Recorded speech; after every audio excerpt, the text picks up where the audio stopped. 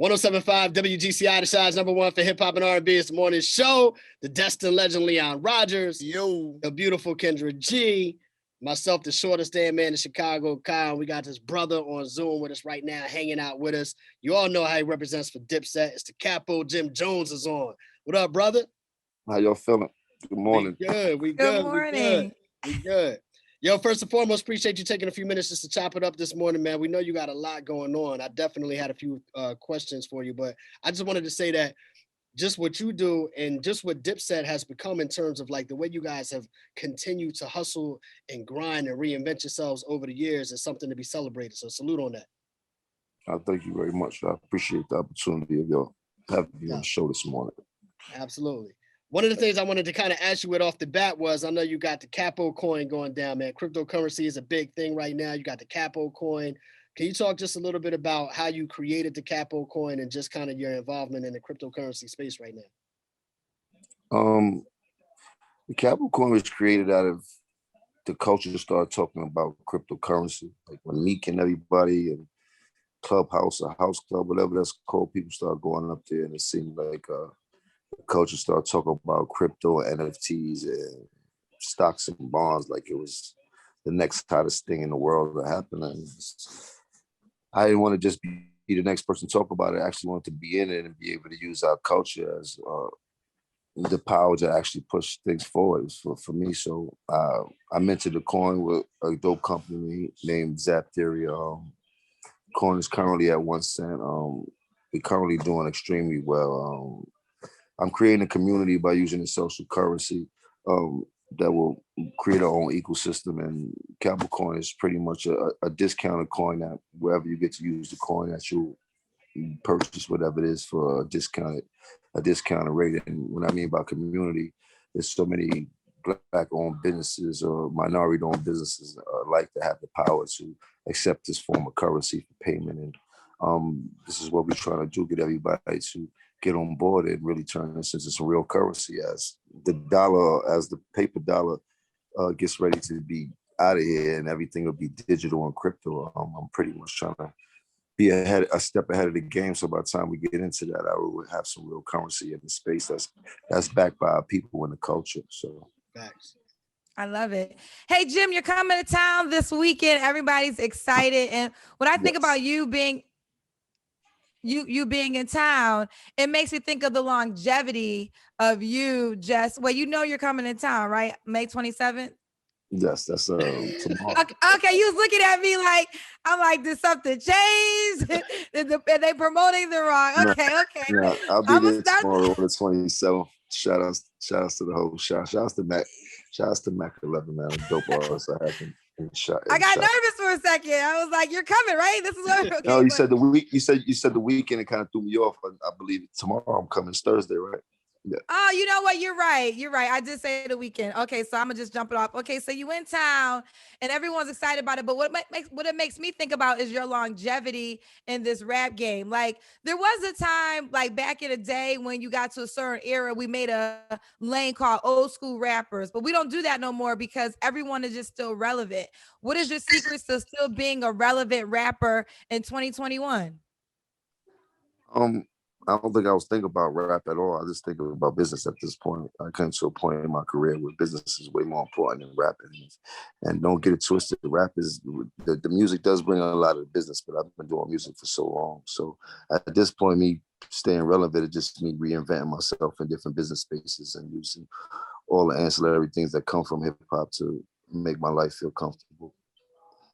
Yo, I've always been enamored to the fact that you were one of the few rappers that is able to move around in any city. So I can remember Jim Jones being back in Chicago, working with LEP, Bogus Boys, you know what I'm saying, doing your thing. I also remember first anniversary show I had on the morning show when it was me, Tony Sco, and Nina. You did the show. It was at the Hard Rock Cafe. And you've always they be like, where Jim at, man? Jim on the South Side, Robert Taylor Holmes moving around, or Jim out west with the guys. What do you owe that to him, man? And you laughing because like, where Jim at? Oh, Jim out west, man, with the travelers. Not Jim over here with the GD. Like, what do you owe that to being able to go into any city and just like be comfortable and be at ease like a DMX? You know what I'm saying? What do you owe that to? I just refuse to be a prisoner of my own fame. I always said that. I always seem to be a people's person. And plus, all these people came up the same way I came up. I'm no different than who they are. You know what I mean? So if I can't walk comfortable in the place that I came up from, then what is my position as being a musician or being a person of success? I see a lot of people that gain success, and when they do that, they get to move out from their circumstances, and a lot of them don't choose to visit or anything like that because they wasn't a pillar in their community from the get-go. You dig? They were just a visitor. They didn't belong there from the get-go. They didn't have enough balls to stand on those grounds. And me myself, I like the people to see some inspiration. I mean, with the success I've had from the people pushing me to my success, I would like to come back and show them something that they can be just like me, from nothing, from the bottom, from the projects, from the streets, from the gutter, from hustling drugs to making something positive of themselves. Like I wasn't the kid with the silver spoon in my mouth. I didn't get to go to Harvard. I didn't get to do none of these things. I came up in the school of hard knocks in the middle of the project. So I navigated from the bottom of the bottom to where I'm at now. And as long as I get to show people that, I know that they get a closer view of what success can look like from where we start from. You know what I mean? Yeah. That's dope. Strong. Jim, right now, of course, everybody is talking about what's happening on these versus stages, man. And I like to know, man, you guys as a crew, the whole Dipset, man, you, Cam, Juelz, as a crew, what would be a good comparison to go up on a versus with? Like Dipset versus... Tough. I mean, I don't know, man. For the right foot, I guess the for New York, the perfect verses would be Dipset versus G Unit. But for me, I don't know if that would be the most beneficial versus. Yeah, that would be dope though. That would be dope. You know what I'm saying? Because y'all got enough individual songs y'all could do. Y'all got enough crew records together. That'll be a good look. Now I got one. Yeah. Dipset versus Locks. Ooh. You got to put it this way, man. There's a few groups that we can go up against and probably would be epic. But when you break it down, you got to think of how deep the Diplomats are. I mean, usually when these groups have one power person that has escalated these groups to fame and success, everybody in my crew has escalated each other. You know what I mean? We got 20 records undeniably that we could go into these verses with. But shouts to Swiss, shouts to Timberland, but verses has not been the thing that I've really been thinking about. It's cool to watch, it's great for entertainment, but that shit don't do nothing for me. You know what I mean? It's definitely for the fans. Yeah. I got other shit to do than be worried about trying to pick my outfit out to look good for the people. You dig? I don't know how lucrative that is if it came with a check, you know what I mean? But I'll be having Well, I will say I think it's lucrative because everybody's songs get replayed and they get more streaming time. And it's like people who may not never knew of a song, they go back and resurface it. So I do think it's benefiting everyone that's a part of it. I mean, and when as you put it like that, that's dope. I wish all artists that get a chance to do the verses. I hope that all works for them. I really don't care about it though. Gotcha. Not to be like that. I got other shit to do. Seriously. No, I understand. Jim, I'm not a big fan of the wintertime, but I do love your weather reports. Thank you. Jim, man, gotta bring that back, bro. Listen, it's like I'm assuming the first one you just kind of just did it just to do it, and then it really became a thing of you giving the weather report. The first one was what it was one of them tornadoes or whatever that happens in Miami during storm season, and hurricane. I was stuck. Hurricane Irma or something like that. And I was stuck in Miami at my crib and couldn't go nowhere. And one of the people that worked for me, or work with me rather, I don't like work for me. I hate to say that I'm the boss, but work with me, was like, yo, you might as well run a weather report right there. And I think that'd be pretty funny. And that led to where we at now. I'm grateful for it. Shouts to Revo for giving me a chance to actually have it on TV. Shouts to all the people that seen press like and a good comment whenever I put it on my gram. And it's had its own success, and we're gonna keep pushing forward. As I'm now doing weather on the radio also. So wow. That's what's up. I love it. So you guys have always been the swag kings of hip hop to me, man. I always fly. Like I remember you said in the interview that y'all was wearing high-end, high label fashion before it was cool to wear. Not everybody want to put on the Hermes belts and stuff like that. Let's talk about what it was like coming up in Harlem and some certain things that only exclusive to Harlem, like Harlem Week and my God say Father's Day, Morningsdale Park.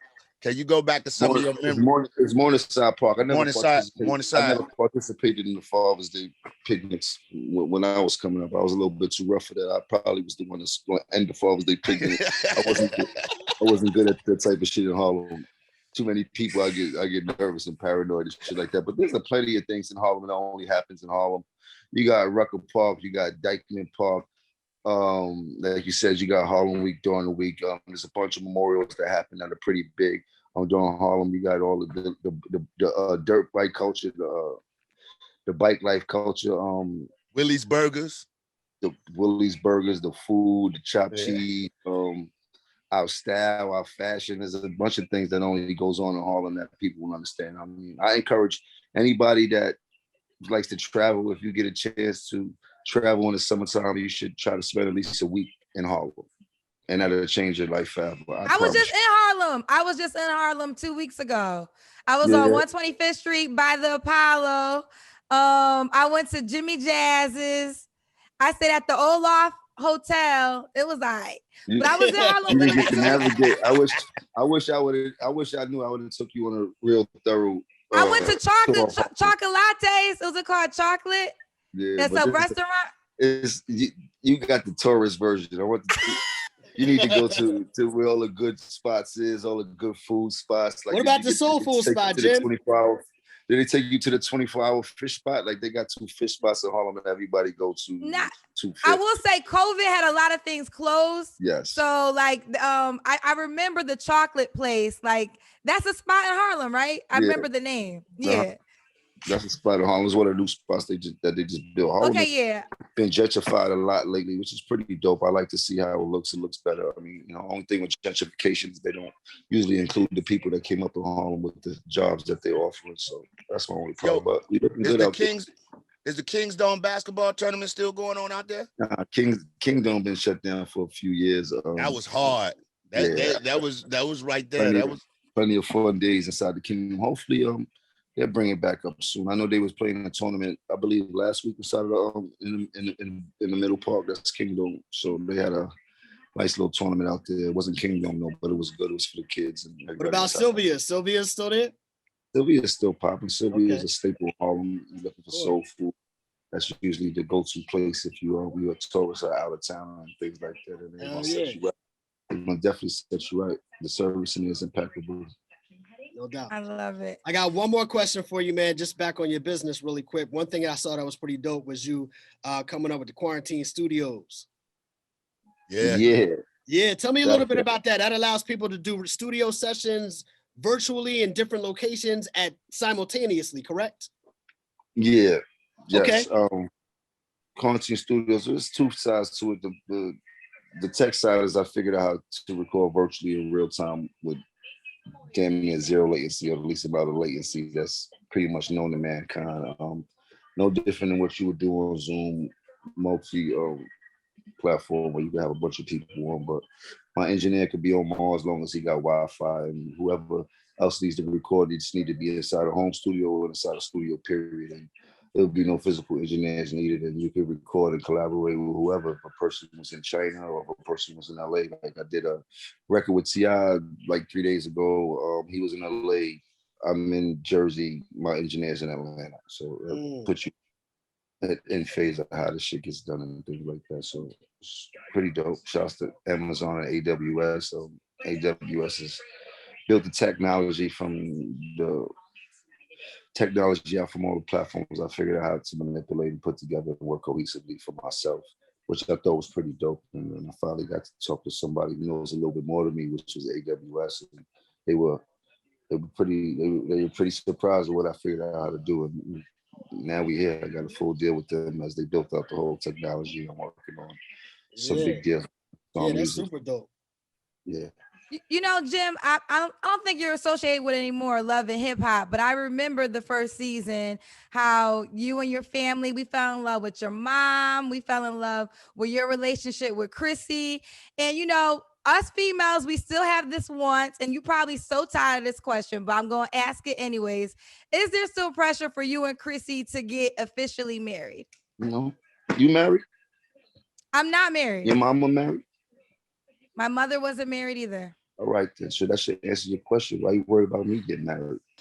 I knew you was gonna come with it, Jim. I knew I you was just gonna want to come with know. it, but You as a talking to me female, I about, man, still you had talking to to me ask about, the you talking to me question. about something that you haven't fulfilled or your mama hasn't fulfilled. So you should be Right, worried but about what's going on in my house. You should try to figure out what's going on in yours.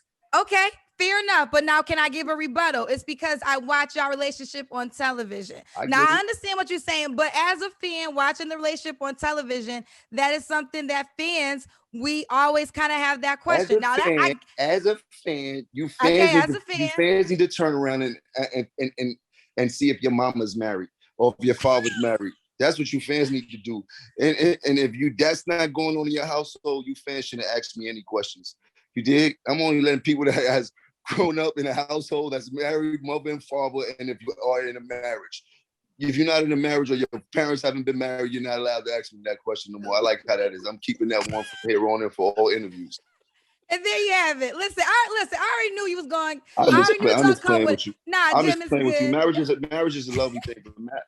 Everybody has their course in life. You dig? And I love my woman, and we're doing extremely well. And I've been together with her longer than I've seen people get married all over this world. You know what I mean? If In it the ain't work, broke, don't fix it. If it ain't in the broke, work, don't fix it. and every woman deserves marriage. And when it's the right time for us, please believe it will be done. I don't know if it will be done for the public, but it definitely be done for us. You know what I mean? Gotcha. Fair enough. I respect your response. I knew you was going to give it to me, but I had to ask the question. I knew you was going to give it to me, Jim, but it's all good. So look, man, I got a mission to make. I actually a big fan of your music. El Capo album, For the Love of the Hustle, is one of my favorite songs ever made. The way you flipped on the Thank beat, you. but I actually use you in a joke saying like to me you're the greatest ad libber that ever lived. Like beyond bars, you know a Jim Jones. You know when you hear the Jones, then you just like does that come natural to you? Like you hear a track and somebody be saying something because you be saying some crazy shit. Like somebody might be like, I'm in my whip, and you'd be like, it's Burgundy Lamborghini, and I be y'all laughing. I'm like, that's cool, but it goes. The ad-libs actually, I learned the ad-libs from reading an interview about Rick Ross. I'm not Rick Ross, MC Ricky D. Back Slick Rick back in the day, he was saying that he always does an ad-lib track to his music, which kind of highlights his verses. And then later on, as Tupac became one of my idols, I remember seeing him on a interview. I remember seeing him on an interview talking about the same thing about his ad libs and why they're so important to his music and things like that. And at that point, I wasn't doing music. I just, you know what I mean? But when we actually started to do music and Cam got signed and they taught me how to do music and things like that, one of the things that helped me was ad libs because they kind of took away from people concentrating on my flow because I didn't have the best flotation advice when I first came in the game. But the ad libs were so poignant that people loved it, and it made the whole record come together. So definitely, my ad libs has been a money maker for me. Yeah, you know what I mean? Nice. yeah, because I say Jim Jones could be at a eulogy, and they could be like, so and so was a good man, damn right he was, and you just be like, yeah.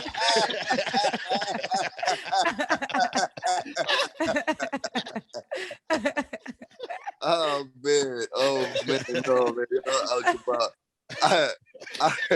I can't even. Oh man, listen, I just want to tell people that please pull up. It's gonna be a lovely event. There you Chicago, go. I know y'all have a lot going on, but pull up. You know what I mean? Come in peace, enjoy the vibe, enjoy the energy.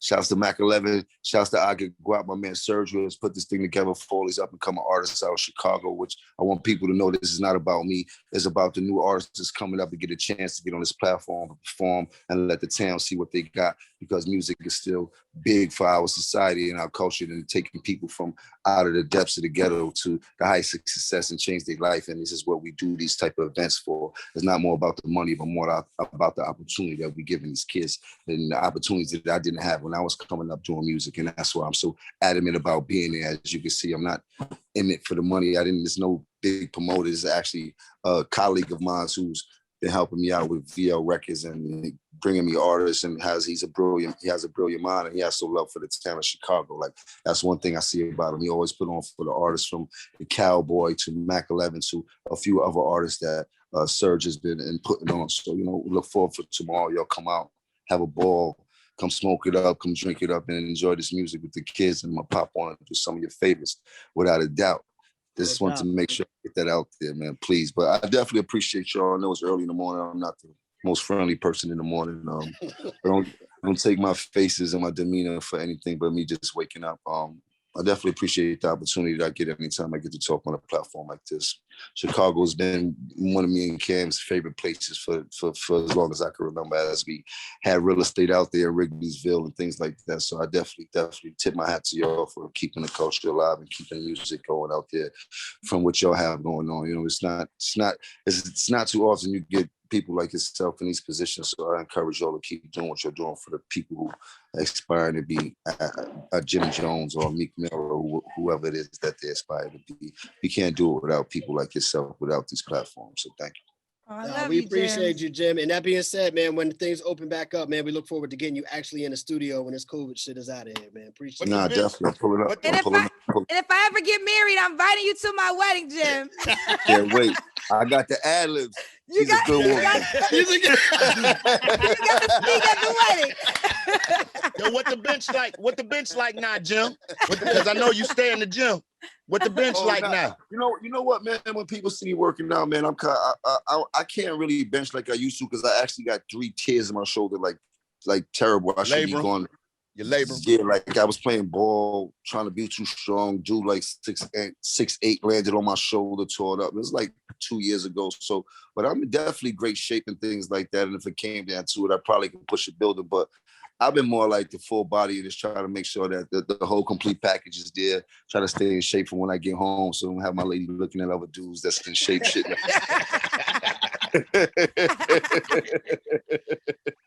Bro, we're going to let you go with that, man. We Yes. appreciate you, man. Thank you for your time, man. We'll see you in the city, all right? Thank you, man. Bye, Appreciate Jim. you. Hope to see you at the event, man. Thank you. Enjoy. I Yes. appreciate you, bro. All right. Peace.